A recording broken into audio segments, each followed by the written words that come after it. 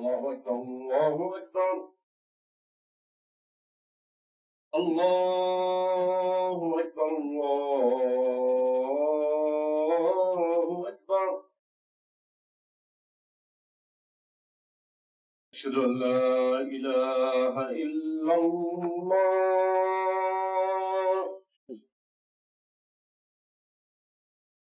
أشهد أن لا إله إلا الله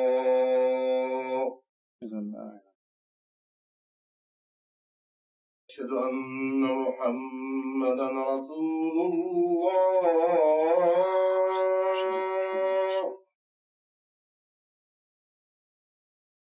أشهد أن محمدا رسول الله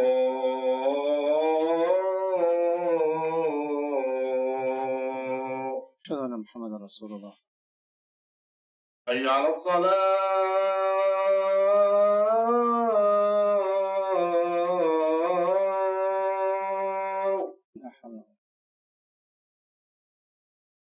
حي على الصلاة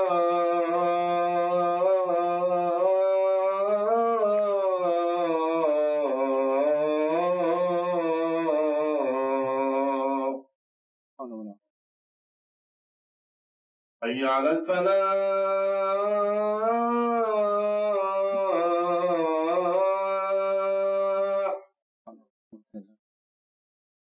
حي على الفلاح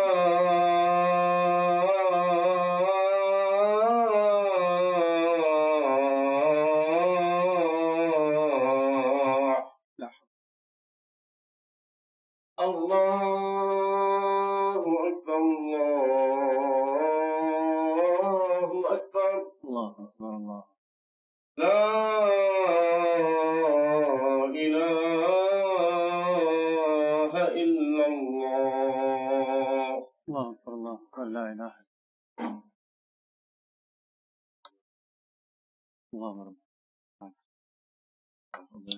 رب العالمين.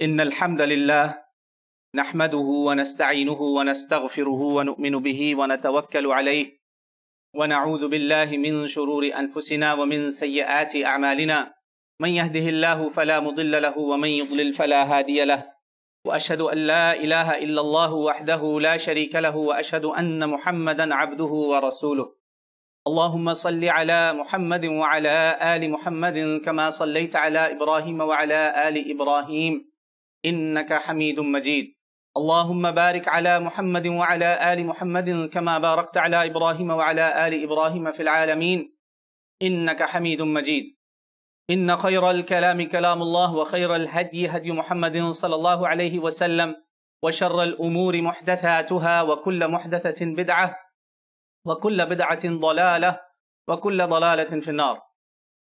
قال الله تعالى في القرآن الكريم بعد أعوذ بالله السميع العليم من الشيطان الرجيم من نفخه ونفثه وهمزه بسم الله الرحمن الرحيم يا أيها الذين آمنوا اتقوا الله حق تقاته ولا تموتن إلا وأنتم مسلمون. أما بعد قال الله تعالى في سورة الأنفال وأعدوا لهم ما استطعتم من قوة ومن رباط الخيل ترهبون به عدو الله وعدوكم وآخرين من دونهم لا تعلمونهم الله يعلمهم وما تنفقوا من شيء في سبيل الله يوفى إليكم وأنتم لا تظلمون وإن جنحوا للسلم فاجنح لها وتوكل على الله إنه هو السميع العليم وإن يريدوا أن يخدعوك فإن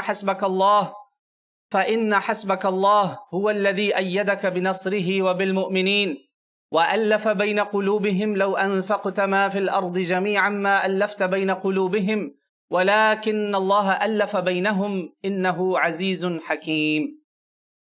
يا أيها النبي حسبك الله ومن اتبعك من المؤمنين. صدق الله العلي العظيم ونفعني وإياكم بالذكر الحكيم.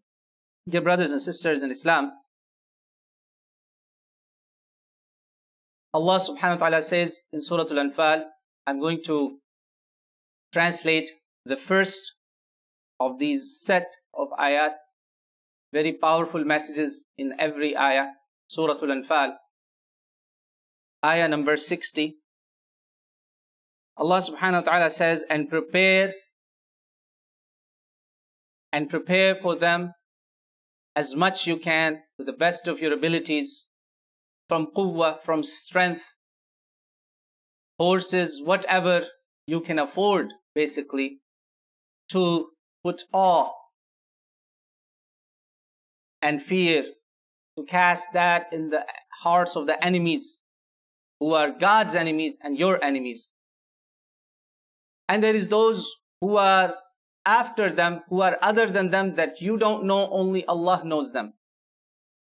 And whatever you give, you spend in the path of Allah, whatever effort you make, Allah will fulfill it for you, Allah will provide for you, and you shall not be wronged. My brothers and sisters, Muslim Ummah took this ayah so seriously. We cannot isolate this ayah from the Sunnah of Prophet Muhammad sallallahu alaihi wasallam. We have to look at the seerah of Nabi Muhammad sallallahu alaihi wasallam. There are key 7 points in today's khutbah. So first is the message of strength. Generally, you all probably can understand that Allah subhanahu wa ta'ala is preparing us, warning us that you and I have enemies that you don't even know. Only Allah knows. Even at that time, and even today.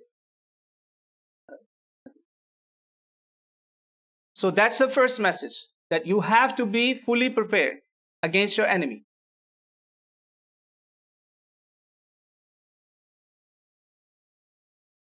And Allah is saying that your preparedness, your strength, and overall, Allah will put awe in their hearts. And this is a miracle of Prophet Muhammad sallallahu alaihi wasallam. Imagine our brothers and sisters in Gaza. Don't forget Gaza. It's all connected. They have nothing. They're wearing slippers. Brother comes out from under the debris where probably he has his children next to him dead, with one small toy, local made, and hits a tank. And the enemies are afraid of that one small object, as if Qiyamah has happened. How is that possible?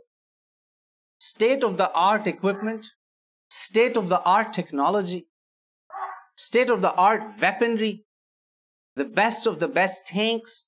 Just think of these Markavas and Abrams.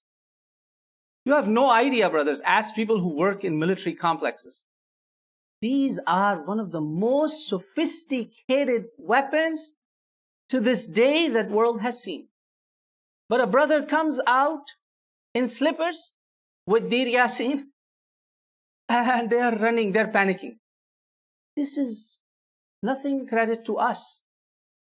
Allah subhanahu wa ta'ala, and then it's the miracle of Prophet Muhammad sallallahu alaihi wasallam. Prophet sallallahu alaihi wasallam told us, "Nusirtu bir-ru'b." I have been supported with ru'b. And this is the support for Prophet Muhammad sallallahu alaihi wasallam. As long as you stick to the ummah of Prophet sallallahu alaihi wasallam, stick with that, stick on the mission of Prophet sallallahu alaihi wasallam, Allah will not allow your enemies to swallow you or usurp you completely, or your belongings completely. It won't happen that way. Because Allah has promised Prophet Muhammad sallallahu alaihi wasallam. And Prophet says one of the 5 exclusive things that are given to no Prophet but Prophet Muhammad sallallahu alaihi wasallam only, one of them is ar-ru'b. And Allah has promised that in the Qur'an. In this ayah, تُرْهِبُونَ بِهِ عَدُوَ اللَّهِ وَعَدُوَكُمْ. He says by a month distance, the enemies have an awe. Of course, the most from Prophet Muhammad sallallahu alaihi wasallam. And if I may, I'll give you one example from the seerah of Prophet Muhammad sallallahu alaihi wasallam, which is our second point, examples of the seerah. As if this ayah is being presented to you right now, this moment. Subhanallah. Prophet Muhammad sallallahu alaihi wasallam was taking his siesta, qaylula, on an expedition, and someone comes, puts a sword. He was found unguarded. Allah promised him, Allah ya'asimuka minan nas. often Prophet took guard. This time Prophet, the enemies, they found an opportunity. Put a sword on his neck and says, get up, you Muhammad. A'udhu billah. Get up. Who is going to save you from me now? And with the iman and yaqeen, may Allah give you that iman and yaqeen. Prophet ﷺ said, Allah. He did not say, oh, please forgive me, please don't kill me. He didn't say that. He says, Allah.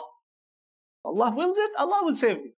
And subhanallah, with the awe, remember, Allah says, تُرْهِبُونَ بِهِ عَدُوَ اللَّهِ وَعَدُوَكُمْ. And He says, نُصِرْتُ بِالرُّعُبِ. I'm supported with ru'ub.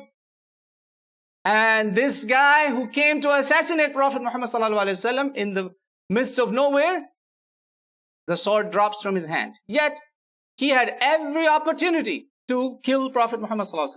But he fails, the sword drops, and Prophet Muhammad ﷺ picks up the sword. Prophet says, who is going to save you now?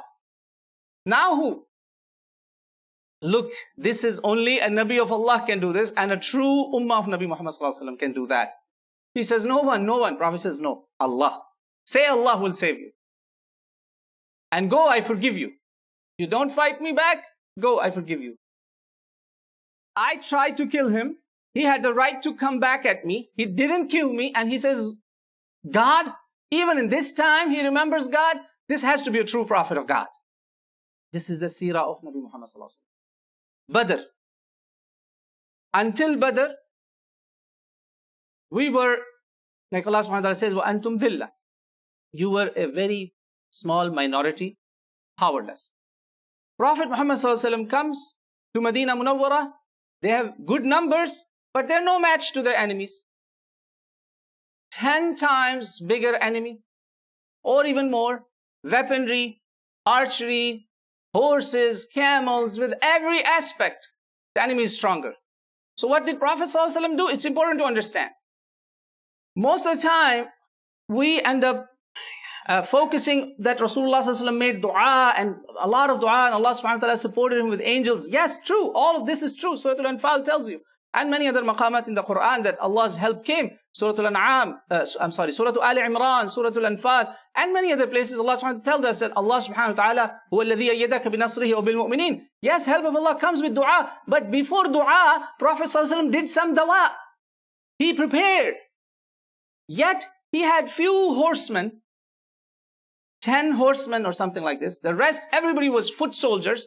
Foot soldiers against horsemen, against enemy camels and horses and cavalry. You are a dead meat. So Prophet Muhammad ﷺ now, as being the smartest of the smartest leaders. Remember, Prophet Muhammad ﷺ, as a prophet of Allah, he is al-insanul kamil. He's a complete human being. Every example, every mithal, every case you want to learn from Prophet ﷺ as a role model, because Allah made him a role model, you will know. At this time, in this situation, you want to know how a leader acts. He did not spread fear amongst his people. He did not say, oh, surrender, oh, submit, it's okay, let's all die as shuhada. He didn't do that. We will fight. We will fight to the last of us.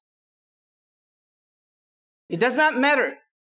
The dunya results do not matter. But we're going to prepare with whatever we got.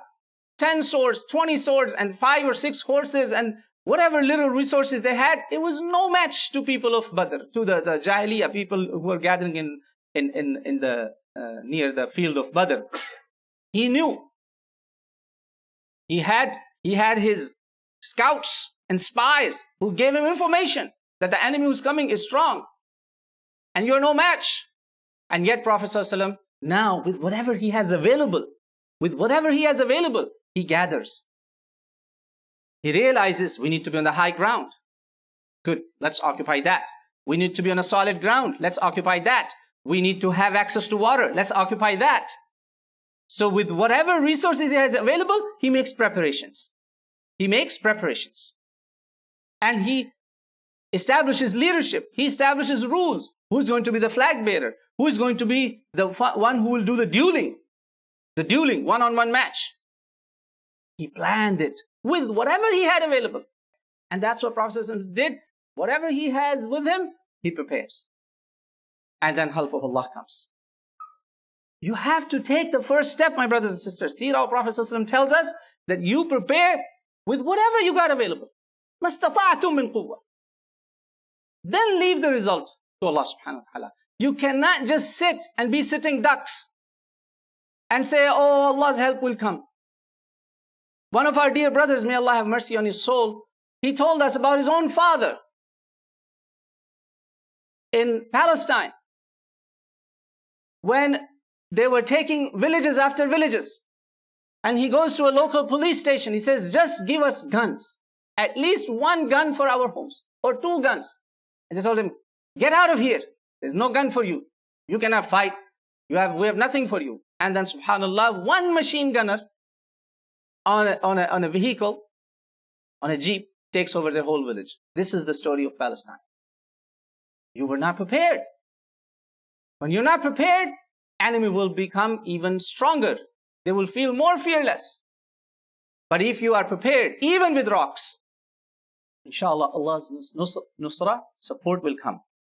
So we learn a lot of lessons from the battles of Ghazawat of Prophet Muhammad sallallahu alaihi wasallam.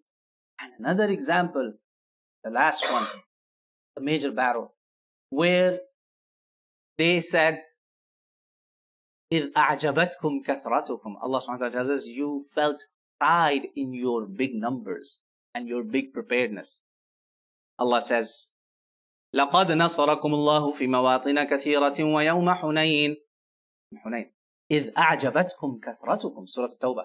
فَلَمْ تُغْنِ عَنْكُمْ شَيْئًا وَضَاقَتْ عَلَيْكُمُ الْأَرْضُ بِمَا رَحُبَتْ ثُمَّ وَلَّيْتُمْ مُدْبِرِينَ. Allahu Akbar. You were powerful, you were prepared, you had everything, but you started bragging about it. Oh, who is going to defeat us today? Allah taught them a lesson. That nusrah, victory, fath, help comes only with Allah's support. Numbers and preparation is only a prerequisite. The end result is in the hands of Allah subhanahu wa ta'ala. They started running away, except Prophet Muhammad sallallahu alaihi wasallam, of course. Prophet never, ever, ever fled a battle. Even at that time in Hunayn, he was facing the worst enemy, the most vicious enemies of Islam. And the ridges, the poetry, or the battle poetry, he said, oh, subhanallah, this is another subject itself, how Prophet sallallahu alaihi wasallam called them back. People of, oh Muslims, oh mu'mineen, where are you running? I am not running. I, Muhammad ibn Abdullah, the son of Abdullah, the son of Abdul Muttalib. I am the Nabi of Allah who does not lie. Come back and come back. And subhanAllah, then they recovered. And they covered Prophet sallallahu alaihi wasallam, and Allah gave them victory. So, never ever, strength and quwwah does not mean that you depend on it. You depend on Allah subhanahu wa ta'ala. Now, third, Prophet Muhammad sallallahu alaihi wasallam also made peace agreements with the kuffar. And this same surah tells us that this is the next step. After you have shown some strength to the enemy, all the battles of Prophet ﷺ, whether it was Ghazwa Badr, Ghazwat Uhud, Ghazwat Khandaq, Ghazwat al-Ahzab, all of these battles, Khaybar, with the tribes of the Jewish tribes who were living in the outskirts of Khaybar, outskirts of Medina, in the fortified buildings of Khaybar. These people, they were always more powerful.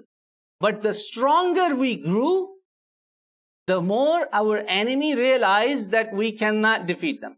Yet, number-wise, strength-wise, weapons-wise, we were always lesser. Always lesser. In all of these battles. You can look it up. Whether it's Badr, whether it's Uhud, whether it's Ahzab, whether it's Khaybar, and then other skirmishes, the smaller campaigns. We were always smaller in numbers. We were always few. We were always less in strength. But we had some level of preparedness and the greatest tawakkul on Allah subhanahu wa ta'ala. And that's why Prophet sallallahu alaihi wasallam was offered peace terms. When he goes for Umrah, we just ended the month of Hajj. May Allah enable you and I, all of us, to visit the house of Allah again and again till Allah subhanahu wa ta'ala accepts us and enters us into Jannah. Prophet Muhammad sallallahu alaihi wasallam was going for Umrah. They were wearing ihrams. They barely had any weaponry. The custom of the tribes was that if you're going for Umrah, you barely would have just a sword or sheath, and that's about it. You're not going with cavalry and other arrangements and everything. And yet, they all made an oath on death. When the Meccans realized that, because they were stopped from Umrah and they took Sayyidina Uthman ibn Affan as a hostage, there was bad situation. And Prophet Muhammad ﷺ, he decided that we're going to fight back. And with the way he was fighting back in words and messaging, and Sayyidina Uthman radiallahu anhu, he goes to Haram al-Sharif, and then they realize that actually he's not hostage, he's coming back and all that. And then the companions told the Prophet that, oh Rasulullah, he's going to have Umrah there. We cannot go, we're stuck in Hudaibiyya. He's going to get Umrah, he's in Haram. Prophet says, no, I know Uthman, he won't do Umrah without us. The message is ittiba' of Rasul sallallahu alaihi wasallam that time and today is equally important, to the point that even if Kaaba is in front of you, if Nabi does not allow you, if the Nabi of Allah, Prophet of Allah does not command you, does not allow you to circumambulate the Kaaba, make tawaf around the Kaaba, then you know you don't do it. And he did not do it. They offered him. They said, Uthman, you are from our tribe, come make tawaf. He says, I will not do it unless Rasulullah sallallahu alaihi wasallam and my brothers are here.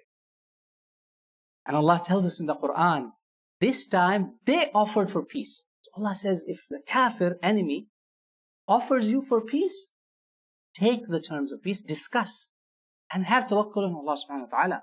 These are the next verses, 61, 62. And Allah says, if Surah Al-Anfal, it's juz number 10 of the Qur'an. You can't miss it, brothers. You have to read the whole surah.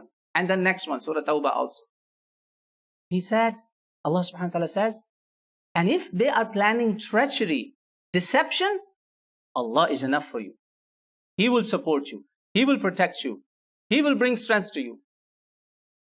With His strength and with mu'mineen, with believers. So, my brothers and sisters, point number 4. You cannot close your eyes with what's happening in this world. I had brothers who asked me, so, oh, why are you not talking about this? And I said, brothers, sometimes you have to let the dust settle. You have to let the dust settle down a little bit. So the dust is settling a little bit. The fiasco, the drama, the whole game of war. Because to some powers in this world, war is just like a game. They don't care how many people die. They don't care how much money you're putting in gas. They don't care what's the inflation. They don't care how many billions of your tax dollars are going. They just enjoy killing people. There are war-mongering people who are sadly leading this world. They are sick people. They are followers of shaitan. It's not just one island where they caught this shaitan. Auzubillah, I don't want to mention his name. It's not just one island or two. They are all devils. They are all partners of devil, and they enjoy killing people. This is a fact. But the fact of the matter is that any war imposed on people that are weak, less powerful, we do not support that. We Muslims do not support that, even if it is someone who has hurt us. Even if it is someone who has hurt us in the past. And that's why this peace deal that happened, unjustified, illegal, I'm using the words very carefully. This is an illegal war that was waged on a sovereign country. In fact, two countries simultaneously, Lebanon and Iran. It's an illegal war. Even though we have a khilaf, we have a difference of opinion with Iran. And I, with a grain of salt, I have to say it, please don't get mad with me. It is a bitter fact that our brothers in Iran, what they did in Afghanistan, what they have done in Iraq, and what they did in Syria is not forgivable. But we are quiet only for the sake of Allah subhanahu wa ta'ala and for the greater good. You have to understand that. So, but the war is still illegal, despite our difference. We are against war, any war, even if it's waged on Venezuela. And this peace deal that is happening, inshallah, I hope khair will come out of it. They said, come talk with us or your civilization will end and all that. All these threats were made. That shows something. And Alhamdulillah, I see some hope in there. But the peace deal has happened. So in the light of Qur'an and Sunnah of Prophet Muhammad ﷺ, you should take into consideration the option of peace. That's my fourth point. Whenever enemy offers peace, consider that. Because Allah commanded Prophet Muhammad ﷺ, and Prophet Muhammad ﷺ considered it. With everyone, with Meccans, with pagans, with Jews, with Christians. Every group that was around Prophet ﷺ, every power, whenever there was an offer of peace, no war, Prophet opted the option of peace. We love peace, but if war is imposed on us, we will fight. No matter what's our aqidah difference. We should not surrender and become sitting ducks.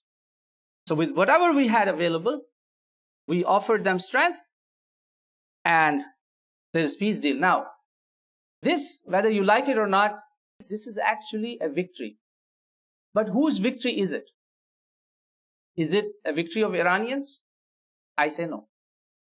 Actually, 5 major countries, they are victorious in this. I must applaud the level of restraint. Saudi Arabia, Qatar, Turkey, they offered in this. They took a lot of beatings and they showed restraint. They did not jump in. They did not send militias like in the past, like the Iraq, like Afghanistan, like Syria. They didn't do that.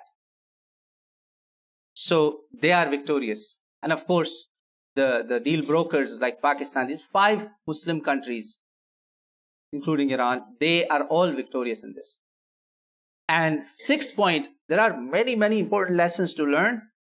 One lesson we learned here is that Prophet ﷺ promised us that your enemies will never succeed 100% on you. They were so much ready that as soon as they started bombing, they were already talking about other governments, other leaderships, and they were expecting that the Sunni world is going to start sending people and destroy this country just like Syria was destroyed. The lesson learned is, Alhamdulillah, people learn from their past mistakes. The level of restraint, the sabr they offered, it actually protected the entire Middle East. They were so ready, my brothers and sisters, your enemies were so ready that this shaitan, this Zionist shaitan, this Sahyuni, he said, our next target is the Sunni nexus, and we start with Turkey. Allah subhanahu wa ta'ala says, وَمَا تُخْفِي صُدُورُهُمْ أَكْبَرُ قَدْ بَدَتِ الْبَغْضَاءُ مِنْ أَفْوَاهِهِمْ وَمَا تُخْفِي صُدُورُهُمْ أَكْبَرُ. So Alhamdulillah, the Sunni world realized that, man, they're not going to stop at this one country. We're all next on the menu. If you're not sitting on the table, you will be on the menu. Alhamdulillah, that's a good lesson to learn. And our history teaches us the same thing, my brothers and sisters. When Halako Khan invaded Baghdad, know this, many, many Muslim powers could have saved Baghdad, but they did not come because they did not like the Khalifa in Baghdad. Very bad. Horrible thing. And later on, they will all of them became the menu item for the Genghis Khan's people and the Tatars. So let's learn from our history. Last but not the least, for me, I'm optimistic. But be prepared for the reality. Like Prophet ﷺ told us in the past of some of the peace deals. He said, Hudnatun ala dukhan. Some of these peace deals are only a lid on the fire, a lid on the pot. May Allah subhanahu wa ta'ala preserve the peace of this world. We want peace. Prophet told us, do not wish war. And we pray that Allah subhanahu wa ta'ala protect the ummah of Nabi Muhammad sallallahu alaihi wasallam and the whole world from any further catastrophes. أقول قولي هذا وأستغفر الله لي ولكم فاستغفروه إنه هو الغفور الرحيم. Alhamdulillah. Alhamdulillah wassalatu wassalamu ala rasulillah amma ba'd. My brothers and sisters, yes, as much we need to be optimistic, but please do not forget your brothers and sisters in Gaza. There has been a ceasefire more than how many months? 6 months? It's been more than 6 months. So-called ceasefire, right? That was earlier, January or February. So Gaza ceasefire happened, Lebanon ceasefire happened, Iran ceasefire happened. But as I said, I'm optimistic, but the reality is that a lot of these ceasefires are just just a lid on the fire. Every day we're losing our brothers and sisters in Muslim countries. Just last weekend, while we were eating, at that time, I saw the timings. We had dozens of brothers in Gaza and Lebanon, both. they died in Beirut and other places and in Gaza. May Allah subhanahu wa ta'ala preserve the lives of all the Muslims and all decent human beings. May Allah show them, guide them to Islam. May Allah subhanahu wa ta'ala give the light of Islam to all people on this earth. May Allah subhanahu wa ta'ala show them how beautiful Islam is. Islam wants peace. Islam does not want violence. Islam does not offer violence. Islam does not start with violence. May Allah subhanahu wa ta'ala show them that true Islam and guide them to this deen, the Sunnah of Nabi Muhammad sallallahu alaihi wasallam, and make us all among the righteous people. May Allah subhanahu wa ta'ala guide us and our shabab, our Muslims, our young people, boys and girls, to be the best examples of Islam, to be the flag bearers of Islam, to be the leaders of this ummah, as our great Sahaba and family members of Prophet sallallahu alaihi wasallam led this ummah toward prosperity. اللهم انصر الإسلام والمسلمين اللهم أعز الإسلام والمسلمين اللهم أذل الشرك والمشركين اللهم انصر من نصر الدين واخذل من خذل الدين وانصر عبادك المجاهدين اللهم انصر أمة محمد صلى الله عليه وآله وسلم اللهم فرج عن أمة محمد صلى الله عليه وآله وسلم اللهم ارحم أمة محمد صلى الله عليه وآله وسلم. قال الله تعالى في القرآن الكريم إن الله وملائكته يصلون على النبي يا أيها الذين آمنوا صلوا عليه وسلموا تسليما اللهم صل وسلم على نبينا محمد وعلى آله وصحبه وبارك وسلم.